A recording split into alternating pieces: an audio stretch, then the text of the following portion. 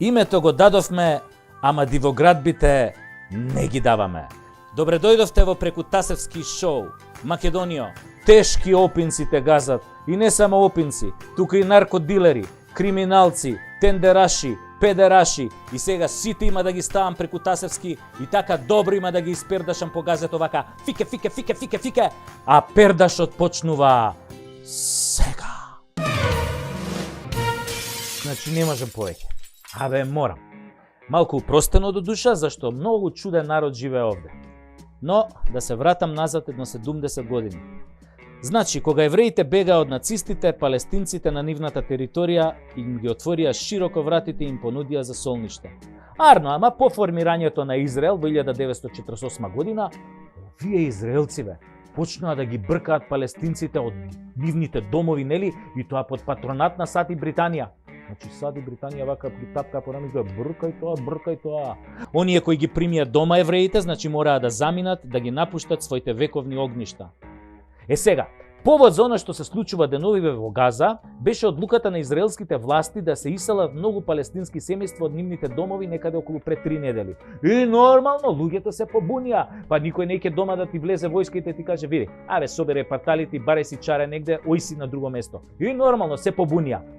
Ама потоа израелците им влегоа во џамијата со војска, со шок бомби, со гумени куршуми и замислете, пред Рамазан, најголемиот муслимански празник. А за цело ова време, замислете, западните медиуми кукавички беа на страната на Израел и се обидуваа конфликтот да го прикажат како судир на две страни кои се подеднакво виновни и подеднакво моćни.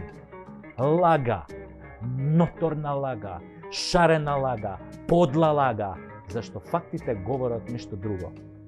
Глуп да си ке сватиш дека Палестина е шака јада и мизерија, а Израел е светска велесила. Го знаеме тоа сите. Израел има толку нуклеарки што може доколку ги лансира 500 пати да ја уништи целата земја. А палестинците, од друга страна, се затворени практично во логор, кој го викаат Газа. Абе, гулаби за отстрел. И тие гулаби, замислете, според западните медиуми и финиот европејски свет, израснат од просветителството и ренесансата, за нив тие гулаби се терористи. Да, секој кој нема сила да се спротистави на посилниот, посегнува кон герила и тероризам. Не значи ако си слаб дека треба да трпиш и да се бориш со мирни средства. Еден беше Ганди, ама зад Ганди имаше милиарда индуси. Нема играње клик-клак со милиарда индуси. А палестинците се малку, затоа што повеќето се раселени за овие 70 години. А баш од друга страна па и овие арапиве многу се раскараниве, абе како рогови увреќа.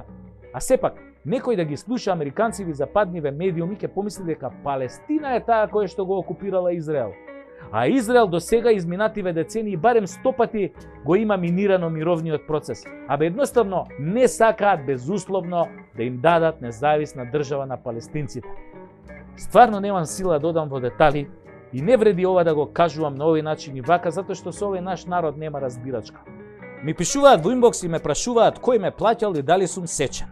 Па сега ќе им одговорам, еве, Хамас ме плаќа да ја бранам Палестина и да, сечен сум. Ме сеча на 3 места, на 3 парчиња по 15 сантима, значи од денес сум и легитимна мета на Мосад. Сега, некој ми напишал во инбокс, абе не се секира и евреите се сечени. Знам дека се сечени, бе, така. Па сите сме исти, тука сите сме сечени. Ама што има врска, прекинете ја војната. Гинат деца, гинат невини луѓе. Па после тоа нека заврши војната, па после ќе мериме кој е посечен, а кој е просечен. Ајде сите на спиење и сонувајте ја Македонија онака како што ја замислувате.